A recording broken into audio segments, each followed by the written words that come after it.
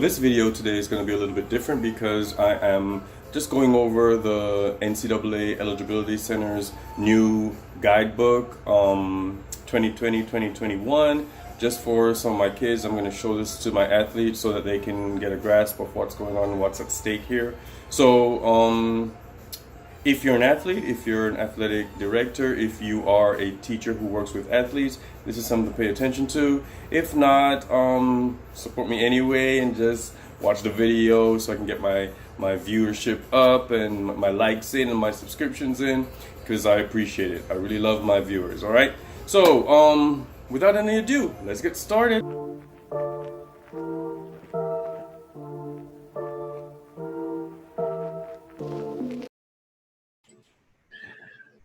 All right, so I've broken down this NCAA Eligibility Center handbook that they've sent. It's 21 pages, I believe, and it's the 2020-21 guide for the college-bound student athlete. Now, after looking it over, I don't see much of a difference from previous years, but I'm just going to give you what's in there anyway. And no, it's going to be a long video because it's 21 pages, but I'm not going to go over all the pages.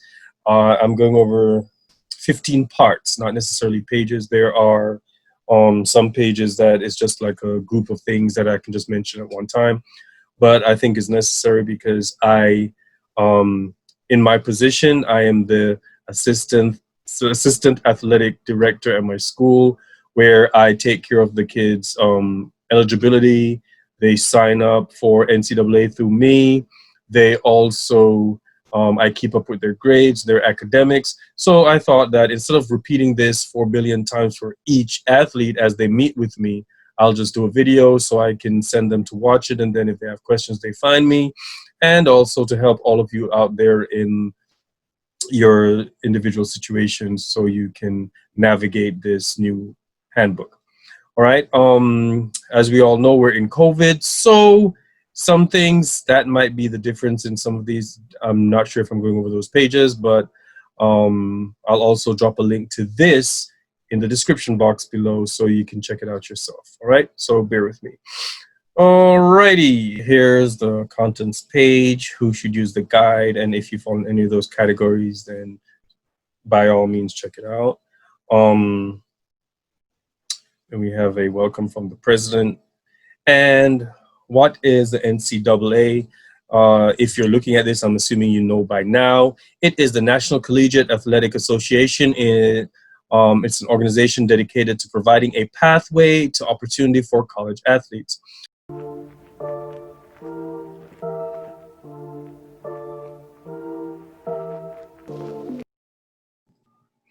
All right, so section 3. Here we have, let me get myself out of the way here. Here we have the time management that they recommend for the Division 1 or Division 2. And I think, yep, they have Division 3 down here. They're like charts with graphics, and it breaks down how much time you'll need for your athletics, how much time you need for your academics, your relaxing, and your other, meaning your sleep, your job, your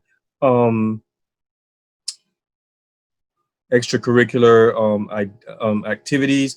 Because once again, remember, you're in college. If you're in certain programs like architecture or nursing or in education, there's some majors that you have to find time to do community service. You have to find time to do different things. You want to bolster your transcript, so you might join different organizations as well as do the athletics. So this is their recommendation. So here is Division 1, which is what most people want to go to. 67% of Division 1 student athletes said they spend as much or more time on athletics during the off season as during their competitive season. So it's a constant thing. You're always going to be tired, evidently, because you have all this stuff to do. What I find interesting is that you only have 14.5% of your time socializing and relaxing. Everything else, you're being occupied with something else. So bear that in mind, guys. Um, Division two, its socializing goes up a little bit. It's 15.5%. The academics in a Division two is 37%, while athletics is 31%. And Division three is where you're eligible on campus. They don't do it prior to your getting there, but socializing about the same. Academics is about 40%. So if you're heavily into your academics and you still want someone to pay for your scholarship, then you can probably look. And you know you're not ready for the responsibility or the athleticism of a Division one or two, then look at a Division three. You still get someone to pay for school for you, and you still get your education. All right. So in any case, let's go to page 9. Initial eligibility. Now, this is where I need my kids, my high schoolers to listen. Initial eligibility standards help ensure you are prepared to succeed in college. Right here, first sentence. It's not just about getting ready to go play pro. You have to survive college first before you can move on. The eligibility process also protects the fairness and integrity of college sports by ensuring student athletes are amateurs. If you want to practice, compete, and receive an athletic scholarship during your first year at a Division one or two school, the NCAA Eligibility Center must certify you as eligible. Eligibility for Division three is determined on campus. Throughout the process, NCAA Eligibility Center staff members partner with parents, students, and their families, as well as high school administrators and coaches to guide you on your journey. I like what they have here. The check mark. Remember, as a college-bound student athlete, you are responsible for your eligibility. That means planning ahead, taking high school classes seriously, and protecting your amateur status. It can be a difficult first step, but the benefits of being a student athlete are worth the effort. When we do the application, they're going to ask you if you've been a part of the different conferences and done different things. So be careful of all these things. They want to make sure that you're an athlete, an amateur, sorry. They're giving amateurs the opportunity to go to college and to play their favorite sport. You don't want to spoil it by just joining these random things that you barely had any playtime or game time, right? All right. By all means, so don't forget to like, comment, subscribe, and ring the little bell for the next Angry Teacher video.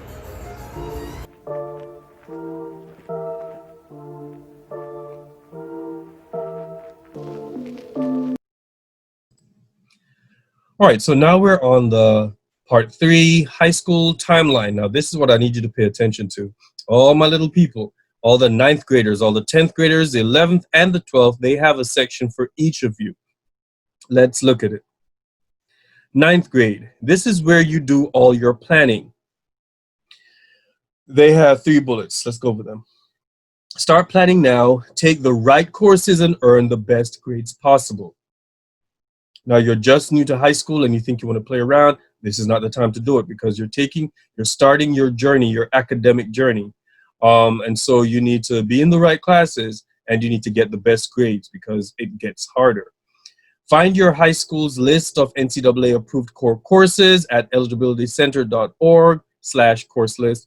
And that's my job. I'll sit down with you and go over stuff. Or you can talk to your counselor who will put you in the right classes. Once we find out that your athletes or you're athletic, we'll try to get you into those right classes. So make sure that you let us know ahead of time, okay? Sign up for the free profile page account at eligibilitycenter.org for information on NCAA requirements. Grade 10. This is where some of you get signed to the varsity teams and you think you're all of that. This is where you need to start paying attention. Now, this is where I start hunting you down. 11th grade, you're on my radar. I'm checking your grades, making sure you're not acting up in class. 10th grade, you are on some of the teams that this is where you have to register. If you've made up in your mind you want a collegiate scholarship through your sport, then we have to register. So I'll find you and we'll do that. Okay. If you fall behind academically, ask your counselor for help finding approved courses you can take.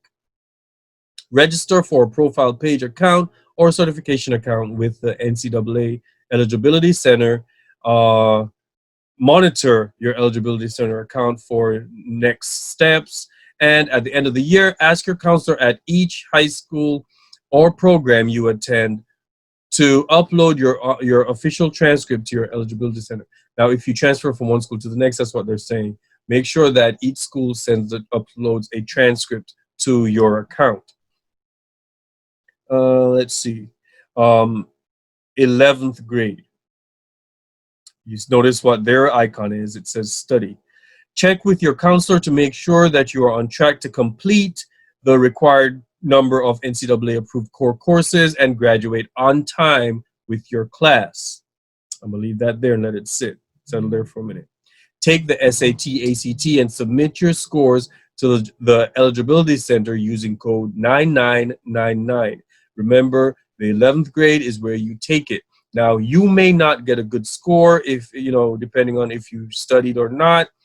They said study right here. If you don't study and you still get a poor score, you'll be able to take it again their 12th grade year. But I want you to get used to it. You only have those 2 chances, all right? So make sure you study. Ensure your sports participation information is correct in the Eligibility Center. I'll check with you, make sure that you're updating everything. And for the love of God, guys, get real email addresses that you check frequently, because they might realize that something is wrong with one of your classes and they'll let you know. By the time we find out, it might be too late for you. So make sure you're checking on whenever they send you information. We don't have your email information. They will send it to you, not to us, okay? At the end of the year, ask your counselor at each high school or program you attended to upload your official transcript to your Eligibility Center account. I think it's Miss Ryan this year, and I'm working with her on it, but we're gonna always try to upload your transcript because we have to keep you current. All right, 12th grade, the big one. This is where, some schools were looking at you in the 11th grade or 10th or 9th, no matter how, depending on how good you are, but you're trying to graduate. See the icon there. Your bullets get a lot longer. There are about 5 of them. Complete your final NCAA approved core courses as you prepare for graduation. Now, it's not just about graduating high school. You have to be ready for the admittance to that college. Like I said before, it's not just because the coach wants you, the school has to want you too. Take the SAT, ACT again if necessary and submit your scores to the Eligibility Center using code 9999. Request your final amateurism certification beginning April 1st, fall enrollees, or October 1st for your winter spring enrollees in your Eligibility Center account. All right, so in April of your senior year, if you're going to play fall sports at these colleges, you need to have that certification. So make sure you request it. And once again, pay attention to your emails. I don't have access to it, so when they send you stuff and you have it sitting there for months and you miss deadlines, I won't know, okay? After you graduate, ask your counselor to upload your final official transcript with proof of graduation to your Eligibility Center account. Once again, make sure you graduate high school. Do well in these classes. We're going to talk about those requirements a little bit later in the slide show. And a reminder, only students on an NCAA Division I or II schools institutional request list will receive a certification. So you have to get on that that school's institutional request list. And we're going to help you with that, okay? Let's see, page I guess I'm not going over. This is just for you. When we sit down, we're going to go over this information here. This little card here, when you if you download it from the description box below, just have this filled out so you can, excuse me, have this filled out so you can have it with you all the time when they ask certain questions. You don't have to keep wandering and guessing. It'll be right there for you to find. Page 12. What are we looking at on page 12? We are looking at the Eligibility Center Registration Essentials. Here we go. And as I mentioned earlier, a valid email account. Oh my God. If you use Mr. Johnson 2061 at gmail.com, make sure you check it. Don't just give me one because you need to fill in and create an account. You need to have that accessible and used all the time, or else you're going to lose valuable information. Basic student information, student personal information, basic student education history, and that's where we're going to figure it out with the counselor. Student sports participation history. This is where they ask you for the different conferences you played for, the different groups that you were a part of, different teams when you were younger. So you have to remember all of that. Payment. Now, we are a Title I school, so you get a waiver. So we'll discuss that as well when I meet with you. SAT, and there's a chart we're going to look at a little bit later. SAT, ACT scores. If you're a homeschool student, they have all these different things. I'm not going to go over them because all these things don't apply to everyone, and I don't want to make the video an hour long, so we'll just leave that alone for now until I actually sit with you, okay? Test scores. Now, these are the dates for the upcoming exams. Now, we all know that we're going through this pandemic, yet SAT and ACT, College Board Ain't Playing, they still have dates set. The first one is August 29th, even before school starts. So we're going to obviously miss that one if you didn't register for it. But 11th graders, pay attention. Seniors, pay attention. If you're taking the SAT, and it's the new one, so I've heard it's a little bit easier. If you want to do that one, the next test date is October 3rd. So you probably want to register before then. By September, you should know that you're taking the test and you're studying for it. If it's ACT, you have September 12th. That's right around the corner. So figure it out. There's also one in October 24th. So just pay attention to those dates, all right? All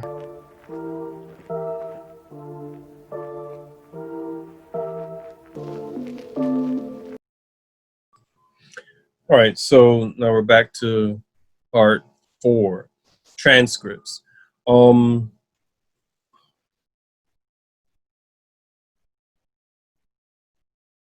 When your coach has scouted you, you were at school X, and now you're coming over to school Y, and you're excited because they want to play. You get some game time. You're not on the bench, or you're getting off and getting involved in the sport. Make sure that your old school, the one you're leaving, school X, sends your transcripts or uploads your transcript. Don't leave the school or you're going to have to go back and get your transcript. They need a transcript from every school that you've been to make sure that you've been that student you claim you've been the whole time. All right. I'll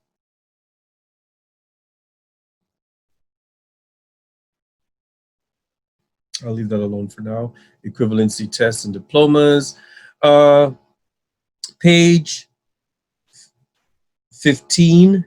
Oh, wait a minute. I forgot my annotation tool here, my spotlight. All right, page 15 is important. You see it? Because it talks about what is a core course. Now, the good thing about most schools in or county or district,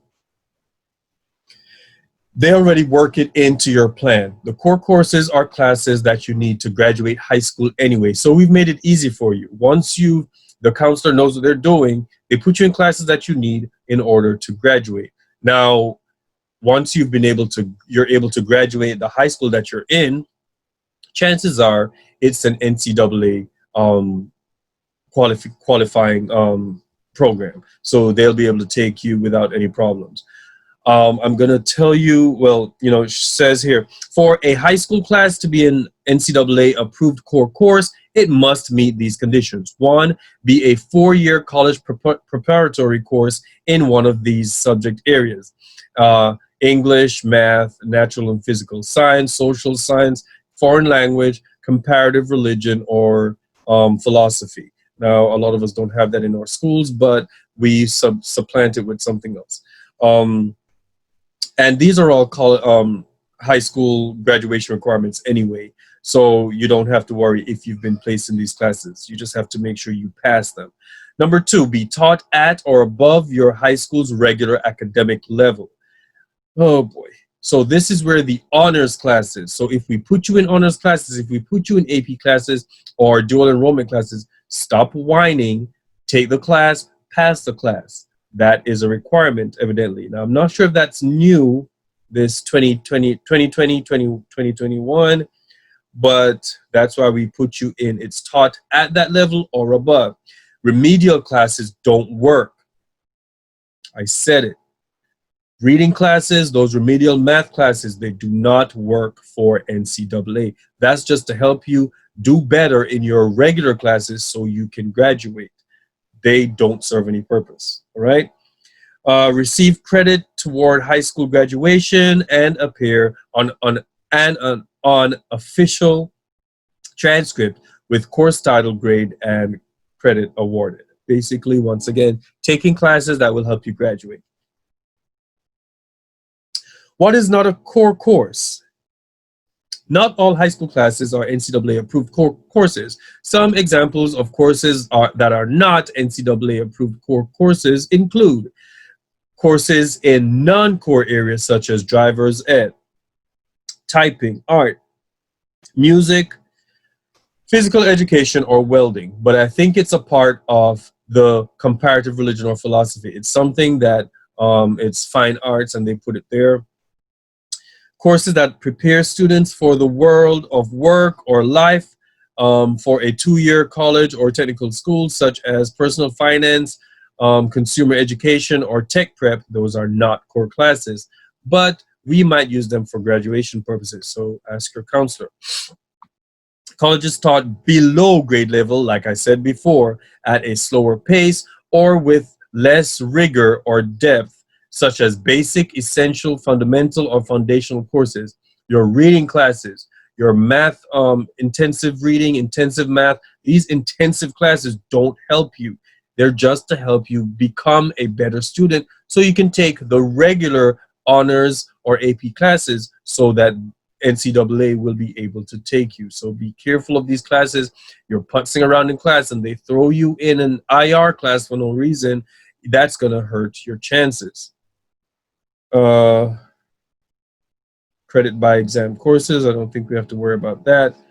Core courses credit and courses taken before high school. If you take a high school class such as Algebra 1 or Spanish 1 in 8th grade, the class may count toward your 16 core courses if it appears on your high school list of NCAA approved core courses and is shown on your high school transcript with grade and credit. Like I said, now I'm not sure about other students in other districts, but ours, it actually is on the list, so you're fine. If you've taken classes in 8th grade or 7th and it's on our high school list, then you're good. Courses taken after high school, I'm going to leave that alone because we're trying to do and get you into college. College courses, dual enrollment courses, and dual enrollment dual credit courses. College courses may be used to satisfy NCAA core course requirements if the courses are awarded a grade and credit by the high school for any student and meet all other requirements for core courses. College courses must be placed on the student's high school transcript with clarification for student completion. Now, this is important, guys. If you've taken dual enrollment, you passed some AP classes, please keep checking with your, and I guess that's, that's something, if they give me enough time, I'll be able to do it for you this year. Check your transcripts frequently, because something might be wrong and you need to fix it before you graduate. You don't want anything to hold you up from playing the fall at your college, all right? And let me see what else is on my list. Non-traditional and online courses. Let's see. Now, I'm not going to read all of that, but your Florida virtual school that you have to take to graduate in our county here in our district, if there is an actual teacher, if you can prove that you've been emailing this teacher, you've had phone calls, you've had online chats, you've done some form of communication, you have proof that you have work that you've uploaded, or you've completed different things on the platform, that is allowed. There's some of you who have not completed your Florida virtual school, and so you leave it as it is and you walk away from the course. It is not going to help you. They cannot take you. You cannot graduate high school, and because of that, you cannot get into your NCAA eligibility. All right. So make sure that whatever the teacher, there has to be a teacher. It can't just be something that you take because you needed it for fun, or you needed it to get just the credit. There has to be a teacher that has given you work to prove that you've done some work and you've communicated with this teacher. All right. So Florida Virtual School, take that seriously. It also helps. A non-traditional course may not be approved for any of the following reasons. It does not have a teacher-based instruction. It does not require regular ongoing instructor-led interaction between the student and the teacher. It does not require students to complete the entire course. If you just take half of it and think that you're done, it's not going to work for you. It does not prepare students for four-year college work. Now, some of you whine and complain about the classes that you have, but you need them to be able to survive college. Once again, if these schools are investing in you athletically, they're saying as well that you can survive at the school academically. Because let me scroll up. Remember okay, there we go. Remember when I showed you the chart in section 2 with time management, and it says Division 1, you'll spend 35% of your time on academics. That's what it means. They expect you to be good students as well as good athletes, or at least be able to survive college, even if you're not a great student in college. Nobody's saying that. They're just saying you have to be able to survive. So once again, pay attention in your classes. That's why I go hard. That's why I chase you guys. That's why I make sure you're not ticking off the teacher. That's why I make sure you're actually paying attention. All right, guys? I want you to survive college so you can hold on to your NCAA scholarship. All right? The class does not have an official grade, and the class does not meet NCAA core course requirements. So those are non-traditional. Once again, at our school, in our district, we try to put you in classes that we need to graduate. So most of these apply, and this doesn't apply to you anyway. If you're homeschooled, you probably need to check all this stuff to make sure it makes sense to you. Grade point average, your counselors explain that to you when we have senior meetings, so I'm not going to explain that to you right now. Make sure you're passing the classes. We don't have any pass fails in our county as much as I know. If you are from homeschool and you have a pass fail, then they're going to go with the lowest passing grade for that course that you have, that you can receive a pass. So that might hurt your GPA. So be careful of those. Check with your homeschool organization and make sure you do well. All right. So I'm going to move on to, that's about it for section 4. Let's move on to section 5, guys. We're almost done.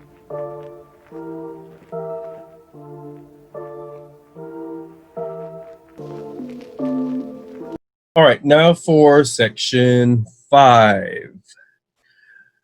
The Division 1, the academic standards. Once again, this is my job. This is why my principal has given me this position, to kind of help you guys out and help the coaches out so they can have those stellar athletes who are doing well in school on the team. Now, it's not only for the graduation from high school, is also to make you eligible to play college ball, because when you get recruited, it makes the school look good, it makes you look good, and it gives you the opportunity that you wouldn't have had otherwise. So when I tell you to go to class, when I tell you to do well in class, when I tell you to stop cursing out a teacher and stop being lazy, stop sleeping in the back, do your homework, it's because I want you to do well, man. I want you to go ahead and do great things. All right. So let's see. Division I schools require college-bound student athletes to meet academic standards for NCAA-approved core courses, core course GPA, and test scores. To be eligible to practice, compete, and receive an athletics scholarship in your first full year at a Division I school, you must graduate from high school and meet all the following requirements. Now, this is how your high school situation is in Dade County, and I need to show you. I need to find what you need to graduate in or county for for this to work. In any case, this thing is so uncomfortable right now. You need your 4 years of English. So this is basically from 9th grade through your senior year, obviously. And this is on page 18. It shows you what you need. All right, but you need to complete a total of 16 core classes, and this is what it totals up to be. 2 years of science. You can take an additional math, English, or science. 2 years of natural science, I guess. Oh, social science, my bad. 2 years of social science, basically your U.S. history, your history classes, or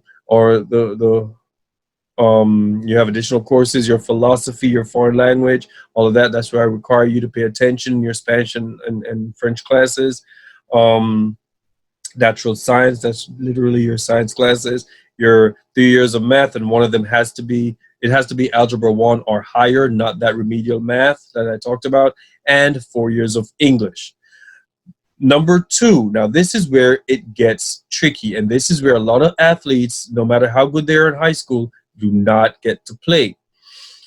Complete 10 of your 16 courses. We said in number 1, you need 16 courses for NCAA for you to graduate and go on to play, right? But you need to complete 10 of the 16, including 7 in English, math, and natural science before the start of your 7th semester. Now, to break this down for you, there are 2 semesters per year.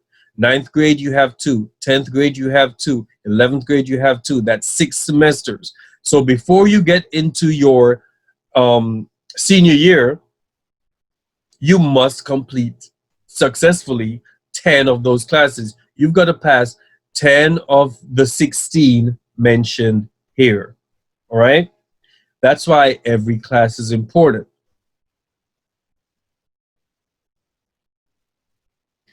The Eligibility Center will use the best combination of courses to meet the 10-7 requirement. Courses can be repeated or replaced so long as they are not needed for the 10-7 requirement. You can fail some other classes, but you can't fail your core ones, because they are going to hurt your 10-7 requirement, all right? So make sure you pass 10 of your 16 courses before your senior year. That's what this is saying, all right? Complete the 16 NCAA-approved core courses in 8 academic semesters or 4 consecutive academic years from the start of 9th grade. If you graduate from high school early, you still must meet core course requirements. So a lot of you are bouncing around because the school is looking at you since the 9th grade. If you don't meet those requirements, they can't touch you because you won't be able to graduate high school. They still need you to meet your high school graduation requirements so you can get that diploma, so they can actually take you in. All right. And I think it's on the next slide I'm going to show you. The EARN and SAT combined score, or ACT summative score, that matches your core course GPA. I'm going to talk about that in a minute. And this is 4x4. I could print this up and show you guys, or You know, it's on page 18, so you can find it. Ninth grade, it tells you what you need to have: four core courses, and all, which is basically what the other one says. Just something to remember. Let's see. Early academic qualifier. Now, a lot of you are so talented that you're blowing up the local scene. Every college wants you, but make sure that before you're an early academic qualifier, that you meet all these standards. A minimum SAT combined score math and critical reading of 980, and I heard it's easier now, so that's not a problem. Or ACT summative score of 75. A core course GPA of 3.0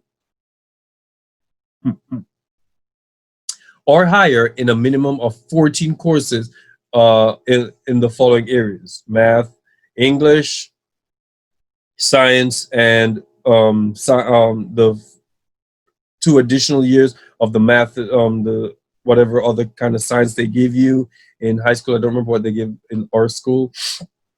And 5 additional core courses in any area. So that kind of helps, you know, all those electives kind of help. That's why you can't act the fool in these classes. These are GPA boosters, guys. Your electives, your additional courses, pay attention to them because they boost your GPA if you're looking to be an early academic qualifier.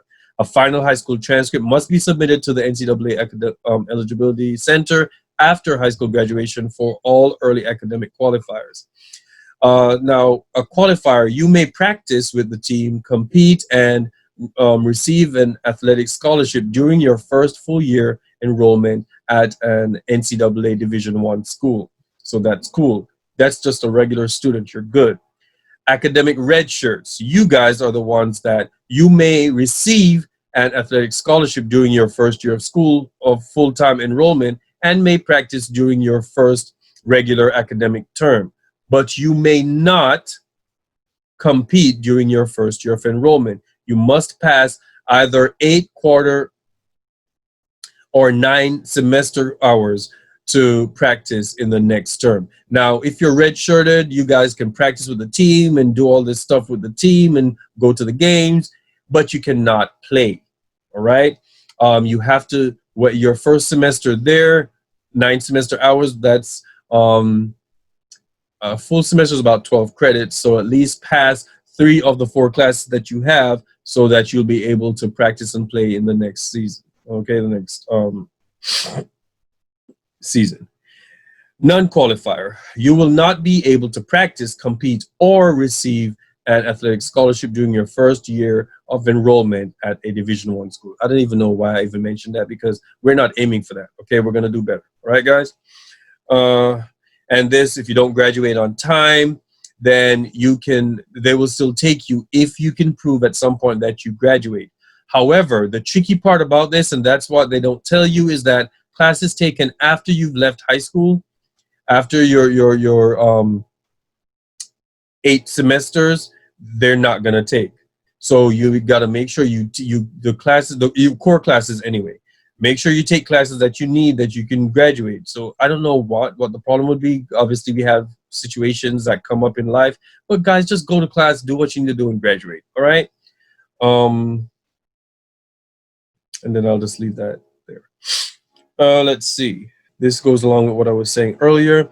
For Division I, only courses completed in your first 8 semesters will qualify as core courses. If you graduate from high school on time in 8 semesters with your incoming 9th grade class, you may use 1 core class unit completed in the first year after graduation, summer or academic year, before full-time collegiate enrollment. You may complete the core course at a location other than your high school, from which you graduated, as long as the course is taken prior to full-time enrollment at any college or university. A college course taken after high school graduation may be used toward your initial eligibility and awarded 0.5 units from your college transcript, unless awarded a full unit on your home high school transcript. Basically, if you take dual enrollment or any course that can help you in college, they'll still take it. All right. Now, here's the sliding scale for Division Ones, and I'm going over a lot of Division One because that's what we're aiming for. Division Two is not a problem, but let me see. It's about the same thing. It's gonna make the video really long, and like I told you, I'm not feeling too well, so I'm not gonna go over that. If I sit with you one on one, we can do it then. Okay. In any case, the sliding scale, it's how we use, and remember, you need it for graduation purposes, a lot of you. So you have to take these seriously. Your core GPA is the first column for your full qualifier sliding scale. Then you have, it's two columns here, but it's saying the same thing. They just didn't put it in one long thing. Okay, they just broke it up into two. You have your core GPA, and then you have your SAT score, and then you have your summative ACT score. Summative means combination of, at the end of all the different, the science, the English, the writing, the math, they combine them, and then that's the score that you have left, okay? The average you have left. So in any case, for graduation from our district, from our high school system in South Florida, you need a minimum 2.0 to play in high school sports and to be able to graduate. Some of you can't meet that. I don't know why, but whatever. To get scholarships and to look good, you need a 2.3. See, this is where it literally stops you right here. That's the shaded area, academic red shirt. So they'll put you here. You graduate, yeah, woo, and whatever. But what did we say about red shirt? You can't do anything when you get there. So make sure you have, and that's why I want to hear that you guys are playing college ball. I want you to say, Pops, come on up. I'm in the next game. I want you to see me play. So you call me up and I go and I see you play. If you're redshirted, I ain't gonna see you play, right? So make sure you get a 980 on your SAT if you only have a 2.3. If you have a 75 on your ACT, then you need a 2.3 for it to matter. Here's what you're gonna notice. The higher your GPA, the first column, the higher your core GPA, and core GPA is the core courses. The higher it is, the lower your SAT or your ACT scores need to be. Now, I'm not telling you to get lower scores on those exams. I'm telling you to have a good GPA. Take it how you will. I don't, that's up to you. With that said, I've already received most of your academic information. Miss Walker took out all the PE and the not core classes, the non-core classes out of your GPA, and some of those GPAs need a lot of help. So you guys in your core classes, please pay attention. Please do the work. Please get along with your teacher. Please do your homework. All right. So those of you in AP and honors classes that are actual academic core courses, it will help your GPA. It boosts your GPA. So let's say, for example, you have a 3.1 GPA. All you need on your SAT is a 650. That's easy to get. Now, if you have a 3.1 GPA in your core classes, hopefully you won't have a 650 on the SAT, but that's all they're asking for. 49 on the ACT. Seriously, guys, if your GPA is that high and you have such a good GPA in your core classes, your test scores should be higher than this. And that's what they're saying. So make sure you get all that stuff together. All right. So that's what the sliding scale is for you to qualify.